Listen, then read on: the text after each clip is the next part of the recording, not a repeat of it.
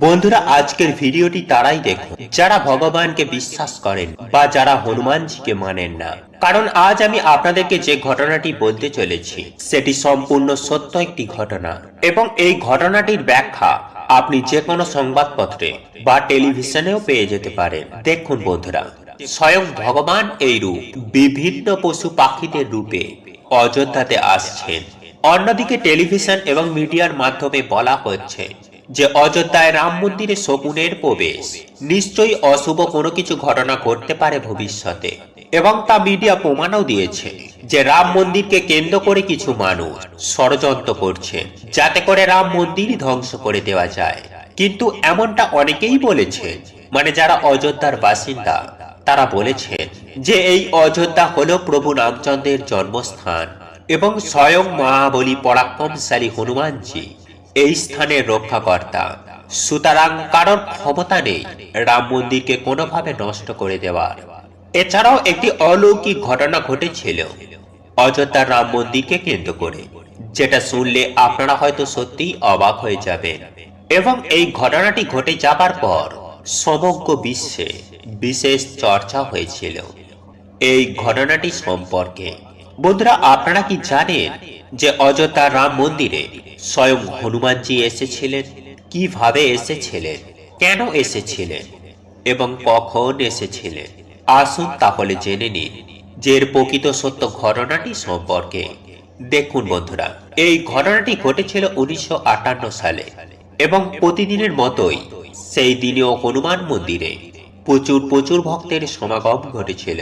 দূর দূরান্ত থেকে হনুমানজির মন্দিরে পুজো দিতে, হনুমানজিকে দর্শন করতে বহু ভক্তরা ওই স্থানে এই দিন উপস্থিত হয়েছিলেন।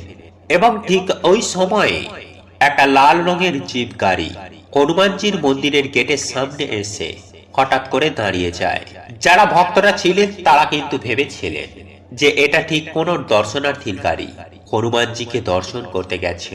কিন্তু ওখানকার বাসিন্দা যখন দেখেন যে ওই লাল জিপ গাড়িটা 4-5 ঘন্টা ধরে একই জায়গায় দাঁড়িয়ে রয়েছে, এর কোনো চালক নেই, গাড়িতে কোনো লোক নেই বা গাড়িটির কেউ খোঁজ নিচ্ছে না, তখন তাদের মনে একটা সন্দেহ জাগে এবং সব ভক্তগণেরা নিজেদের মধ্যে আলাপ আলোচনা করে বিষয়টি লোকাল থানায় অবগত করান। এইরকম একটা নিউজ পেয়ে খুব শীঘ্রই একটি পুলিশ অফিসার হনুমান মন্দিরে থাকা লাল জিপ গাড়িটিকে অন্য গাড়ির সাহায্যে বেঁধে থানায় নিয়ে চলে আসে। থানায় নিয়ে এসে ভালো করে শুরু হয় তল্লাশি। এই তল্লাশি করে প্রথমে যে জিনিসটি পেয়েছিল একটি মোটর। হ্যাঁ বন্ধুরা, কুয়ো থেকে জল তোলার জন্য যে মোটর ব্যবহার করা হয় বা ধান জমিতে জল দেওয়ার জন্য যে মোটর ব্যবহার করা হয়, এই রকম টাইপের একটা ছোট্ট মোটর বা টুলু পাম্প পেয়েছিল ওই গাড়িটির মধ্য থেকে। এবং ওই মোটর বা টুলু পাম্পটি ভালো করে পরীক্ষা করে পুলিশ যখন দেখল, তখন তার মধ্যেই কিছুটা সাদা পাউডার পাওয়া গিয়েছিল। এই সাদা পাউডারটি দেখে পুলিশ খবর দেয় এসটিএফ দলকে, এবং সেই সময় এসটিএফ দলকে নেতৃত্ব দিচ্ছিলেন অবিনাশ মিত্র। তো যখন উনি এসে বিষয়টি দেখলেন বা সাদা পাউডারটা দেখে চিহ্নিত করলেন এটা হচ্ছে আরডিএক্স, তখন অবিনাশ মিত্র এই বিষয়টি দেখে তখন কিন্তু বুঝতে পেরে গিয়েছিলেন যে সমস্ত অযোধ্যার মধ্যে এই আরডিএক্স কিন্তু ছড়িয়ে গেছে। সুতরাং সরকারের সাথে কথাবার্তা বলে উনি কি করলেন, সমস্ত অযোধ্যায় রেড অ্যালার্ট জারি করে দিলেন। এবং বহু তল্লাশি করার পর অযোধ্যার 8টি জায়গা থেকে প্রচুর পরিমাণে আরডিএক্স পাওয়া যায়। এবং অবিনাশ মিত্র বুঝতে পারেন যে বা যারা ষড়যন্ত্র করেছেন বা এই আতঙ্কবাদীদের প্ল্যানিং ছিল যে সমগ্র অযোধ্যাকে ধ্বংস করে দেওয়া।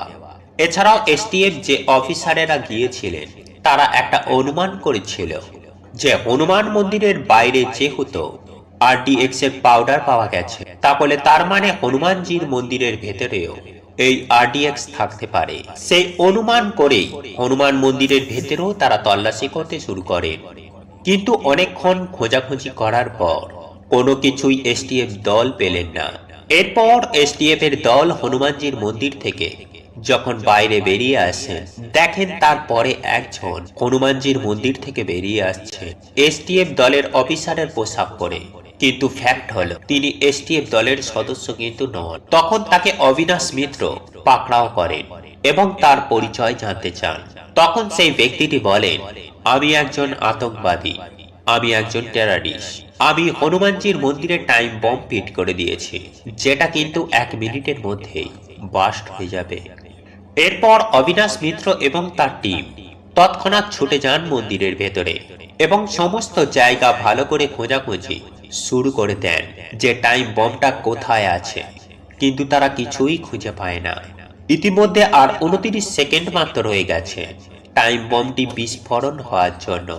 তখন অবিনাশ মিত্র দেখেন যে একটি বাঁদর ওয়াটার কুলারের ওপরে বসে একটি তারকে দাঁতে করে কেটে ফেলার চেষ্টা করছে।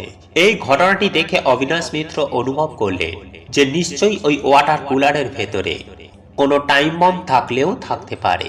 তৎক্ষণাৎ যিনি বম ডিফিউজ করেন, অর্থাৎ বম নিরোধক যে অফিসার ছিলেন, ওনাকে ওই ওয়াটার কুলারের কাছে পাঠানো হয়। তখন ওই অফিসার গিয়ে দেখেন যে ওই ওয়াটার কুলারের মধ্যে একটা সত্যি টাইম বম লাগানো ছিল, কিন্তু ওই টাইম বমটি আর 3 সেকেন্ডের মধ্যে ফাটার পূর্বেই টাইমটি বন্ধ হয়ে যায়। ফলস্বরূপ টাইম বমটি ডিফিউজ হয়ে যায়। এই ঘটনাটি দেখে অবিনাশ মিত্র বুঝতে পারলেন যে এতক্ষণ ধরে বাঁদরটি যে দাঁতে করে তার কাটছিল, সেই তারটি ছিল টাইম বমের। তৎক্ষণাৎ ওই বাঁদরটিকে খুঁজে বার করার জন্য যেদিকে বাঁদরটি গিয়েছিল সেই দিকে উনিও কিন্তু ছুটে গেলেন, কিন্তু কোথাও কিছু খুঁজে পেলেন না। যে বাঁদরটা অযোধ্যার প্রচুর মানুষের প্রাণ রক্ষা করেছিল, সেই দিন বাঁদরটিকে লাস্ট অবিনাশ মিত্র দেখে যে হনুমান মন্দিরে যে পতাকা উড়ছিল সেই পতাকাটিকে ঠিক করতে বাকি যারা কর্মকর্তারা ছিলেন বা যারা ভক্তগণেরা ছিলেন, তারা সবাই বুঝতে পারলেন যে স্বয়ং হনুমানজি বাঁদর রূপে সমগ্র অযোধ্যাবাসীকে বাঁচাতে এসেছিলেন এবং নিজের রাম মন্দিরকে রক্ষা করেছেন। এরপর সবাই নতমস্তক হয়ে বাঁদরটিকে প্রণাম করেন এবং এর কিছুক্ষণ পর বাঁদরটি সেখান থেকে ভ্যানিশ হয়ে যায়। হ্যাঁ বন্ধুরা, উধাও হয়ে যায়। সবাই এই বিষয়টি দেখে কিছুক্ষণের জন্য স্তব্ধ হয়ে যায়। যাই হোক বন্ধুরা, ভগবানের লীলা খেলা আমাদের চিন্তা ভাবনার অনেক অনেক ওপরে। বন্ধুরা, অযোধ্যা রাম মন্দিরে হলো এক বড় চমৎকার। সকাল সকাল প্রভু শ্রী রামচন্দ্রের পুজো আরাধনা করার সময় রামলালা তার চোখের পলক ফেলেছেন।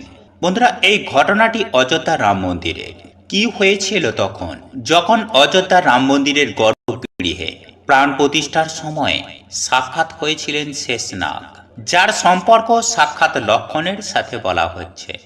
বন্ধুরা, প্রাণ প্রতিষ্ঠার সময় এত বড় চমৎকার দেখে বড় বড় পণ্ডিত বিশেষজ্ঞর সাথে দেশের প্রধানমন্ত্রী নরেন্দ্র মোদীরও হোঁশ উড়ে যায়, কিন্তু একে অনেক শুভ সংকেত বলে মনে করা হচ্ছে। এর পেছনের সত্যতা জেনে আপনাদেরও হুঁশ উড়ে যাবে, আপনাদের গায়ে কাঁটা দিয়ে উঠবে। সাথে সাথে বন্ধুরা, আমরা এটাও আপনাদেরকে জানিয়ে দেব যে স্বয়ং সূর্যদেব কি করে করলেন ভগবান শ্রী রামচন্দ্রের রাজতিলক। বন্ধুরা, আপনাদের হয়তো শুনে অবাক লাগছে, কিন্তু এটা সত্য যে স্বয়ং সূর্যদেবই করেছেন ভগবান শ্রী রামচন্দ্রের রাজতিলক। তাই আজকের ভিডিওটি আপনারা শেষ পর্যন্ত অবশ্যই দেখুন। আর যদি আপনি একজন প্রকৃত সনাতনী হিন্দু হয়ে থাকেন আর ভগবান শ্রী রামচন্দ্রের প্রাণ প্রতিষ্ঠায় আপনি প্রসন্ন হয়ে থাকেন, তাহলে কমেন্টে অবশ্যই লিখুন জয় শ্রীরাম, জয় সীতারাম। বন্ধুরা, অযোধ্যা রাম মন্দির এখন ইতিহাসের পাতায় নাম লিখিয়েছে। এখন যুগে যুগে রাম মন্দিরের কথা স্মরণ করা হবে। এত অপেক্ষার পর সেই দিন এসে গেছে। ভগবান শ্রী রামচন্দ্র তার মন্দিরে তার রাজত্বে বিরাজমান হয়ে গেছেন, আর তার প্রমাণও ক্যামেরায় ধরা পড়েছে। এখন ভব্যরূপে রামলালা তার ভক্তদের দর্শন দিচ্ছেন। বন্ধুরা, এখন কথা হচ্ছে রাম জন্মভূমির, অর্থাৎ অযোধ্যার, যেখানে গত 22শে জানুয়ারি ভগবান রামচন্দ্রের প্রাণ প্রতিষ্ঠা হয়েছে।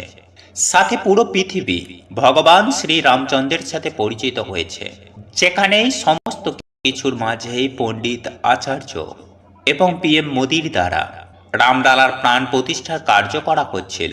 সেই সময়ে যে বড় চমৎকার হলো তা শুনে আপনাদেরও পায়ের নিচে থেকে মাটি সরে যাবে। সাথেই যে ভগবানকে মানেন না সেও ভগবান শ্রী রামচন্দ্রের আগে মাথা নত করবে। বন্ধুরা, যখন নরেন্দ্র মোদীর যজমান প্রাণ প্রতিষ্ঠা করার জন্য যান, তখন ভগবান শ্রী রামচন্দ্রের ভাইয়ের সাথে 4 ছোট প্রতিমা এবং 5 ফুটের বালক স্বরূপ রামলালার বড় প্রতিমা গর্ভগৃহে স্থাপন করা হয়। সর্বপ্রথম আমাদের সমস্ত দেবতা, নবগ্রহ এবং রাশি সকলকে শান্তি করার জন্য পুজো আরাধনা করা হয়। এরপর শান্তি শুদ্ধিকরণের পর জপ শুরু হয়। মন্ত্র অনেক বৈদিক হয়। এই মন্ত্রে এমন শক্তি থাকে যা যে কোনো মূর্তির মধ্যে প্রাণ সঞ্চার করতে পারে। কিন্তু যখন মন্ত্র উচ্চারণ হচ্ছিল, তখনই ভগবান রামের মূর্তির পেছন থেকে আচমকাই সাপের একটি ছোট বাচ্চা বেরিয়ে আসে, যাকে দেখার পর সমস্ত মানুষ আশ্চর্য হয়ে যান এবং পূজারীরা বলতে থাকেন, স্বয়ং শেষ নাগ এই প্রাণ প্রতিষ্ঠার কার্যক্রমে আহুতি দিয়েছেন। সকলেই তাকে প্রণাম করেন এবং সুরক্ষার সাথে মন্দিরের বাইরের পরিসরে ছেড়ে দেওয়া হয়। কিন্তু সকলের মনে একটি প্রশ্ন ছিল, যেখানে গর্ভগৃহ এত সুরক্ষিত, চারিদিক থেকে কোনো জীবজন্তু আসার কোনো সুবিধা নেই, তখন ছোট সাপের বাচ্চা মূর্তির পায়ের নিচে কোথা থেকে এসেছে? সে কি ওখানে চমৎকারী রূপে প্রকট হয়েছিল? এরপর এটিকে শুভ লক্ষণ মেনে প্রাণ প্রতিষ্ঠার কার্য শুরু করা হয়। এখন অপেক্ষা হচ্ছিল সেই 84 সেকেন্ডের, যখন প্রভু রামের চোখ থেকে কাপড় খোলা হবে আর মূর্তির প্রাণ প্রতিষ্ঠা হবে। এই 84 সেকেন্ডকেই বিশেষ মুহূর্ত রূপে দেখা হয়, যাকে অভিজিৎ মুহূর্ত বলে, যা 11:30 থেকে নিয়ে 12টা পর্যন্ত কিছু সেকেন্ড। এরপর যখন সেই অভিজিৎ মুহূর্তের সময় উৎপন্ন হয়, তখন বিশেষ আচার্য পণ্ডিত দ্বারা রামলালার চোখের বাঁধন খুলে দেওয়া হয়। সাথে সাথেই মূর্তির সামনে রাখা কাঁচ ভেঙে যায়। মূর্তির প্রাণ প্রতিষ্ঠা সম্পূর্ণ হয়, অর্থাৎ রামলালার পাথরের মূর্তিকে জীবিত করা হয়, তাকে জীবনে ফিরিয়ে আনা হয়। এরপর সময় আসে রাজ তিলকের। বন্ধুরা, এখন আমি আপনাদেরকে যা শোনাতে চলেছি, তা শুনে হয়তো আপনাদের নিজেদের কানকেই বিশ্বাস হবে না। আপনারা হয়তো ভাববেন যে এটা কিভাবে সম্ভব, যে রামনবমীর দিন সূর্যের কিরণ পুরো 6 মিনিট ধরে রামলালার রাজ তিলক করল। তাহলে বলুন, এটা কিভাবে সম্ভব? বন্ধুরা, যে রামনবমীর দিন সূর্য ভগবান প্রভু রামচন্দ্রের কপালে তিলক করেছেন, এটা কি হতে পারে? কিন্তু এমনটাই হলো। সেজন্যই সিনিয়র সায়েন্টিস্ট ডক্টর দেবব্রত বললেন, রামলালার প্রতিমার ওপর সূর্য তিলক প্রতি রামনবমীর তিথিতে হবে। সূর্যের কিরণ রামলালার মস্তকের ওপর কিরণ করবে।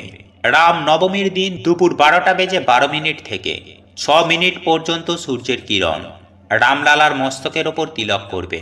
এখন আপনারা এটা ভাবছেন তো, আসলে এর পেছনে কোন টেকনিকের ব্যবহার করা হয়েছে? তাহলে শুনুন। একে সিভিআরআই টেকনিক বলা হয়।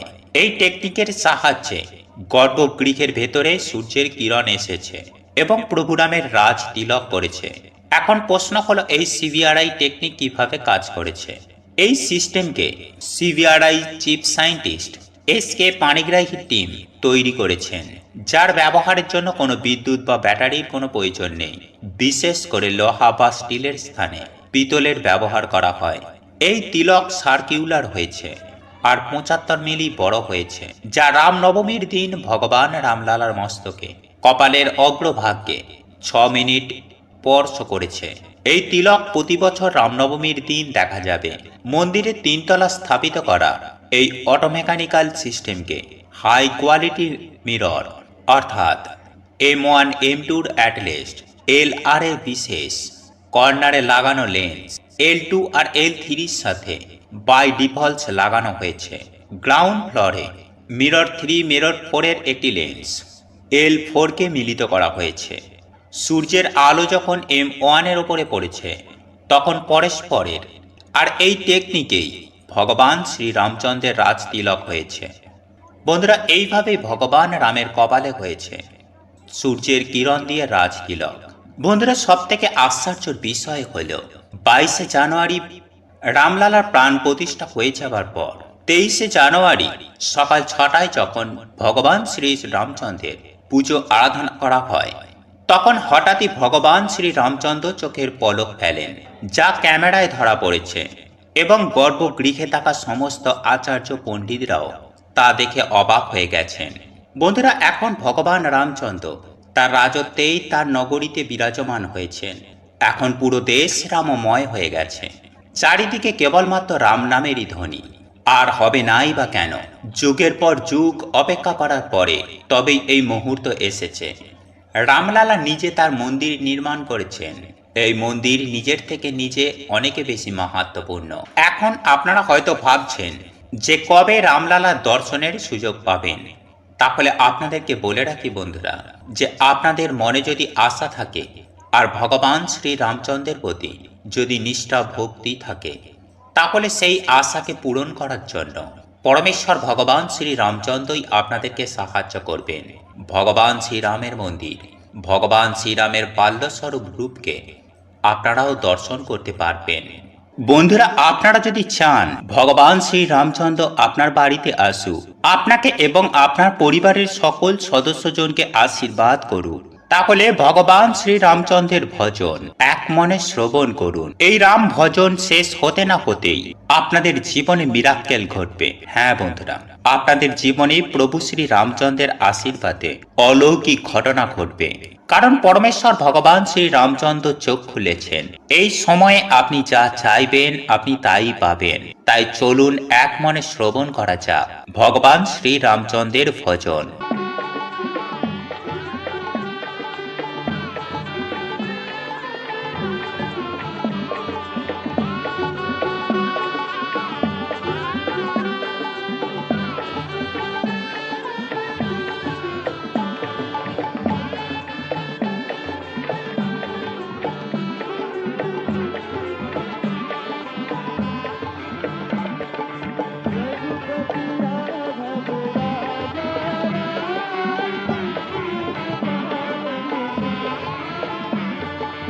रघुपति राघव राजा राम, पतित पावन सीताराम। सीताराम सीताराम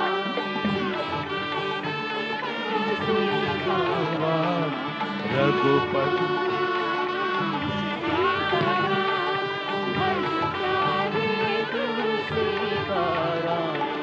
रघुपति राघव राजा राम, पतित पावन सीताराम। रघुपति राघव राजा राम, पतित पावन सीताराम। सीताराम भज प्यारे तू सीताराम। सीताराम सीताराम भज प्यारे तू सीताराम। रघुपति राघव राजा राम, पतित पावन सीताराम। रघुपति राघव राजा राम, पतित पावन सीताराम। रघुपति राघव राजा राम, पतित पावन सीताराम।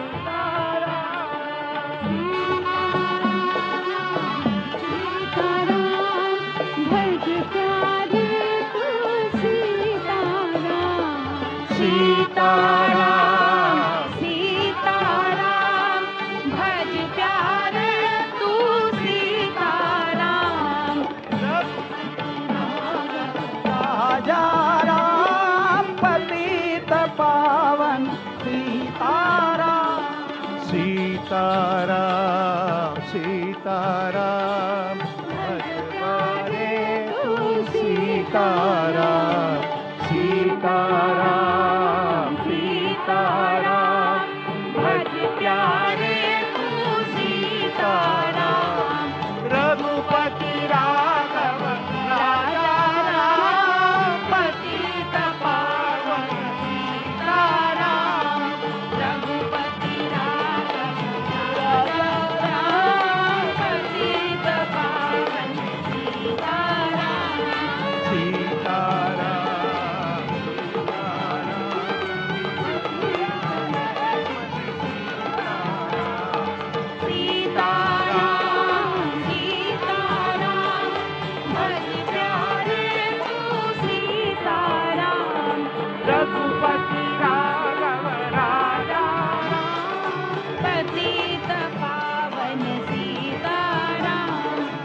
रघुपति राघव राजा राम पतित पावन सीताराम रघुपति राघव राजा राम पतित पावन सीताराम राजा राम पतित पावन सीताराम सीताराम सीताराम भज प्यारे तू सीताराम सीताराम भज प्यारे तू सीताराम रघुपति राघव राजा राम पतित पावन सीताराम राजा राम पतित पावन सीताराम तारा भज प्यारे तू सीताराम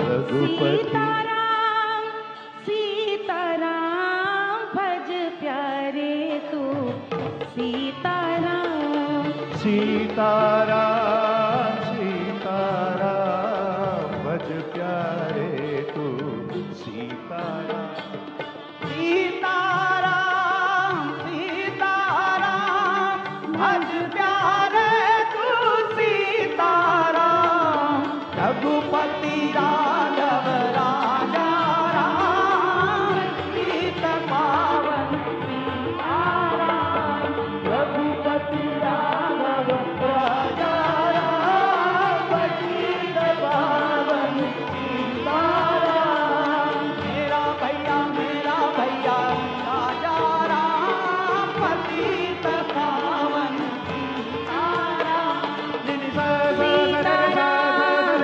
सीताराम भज प्यारे तू सीताराम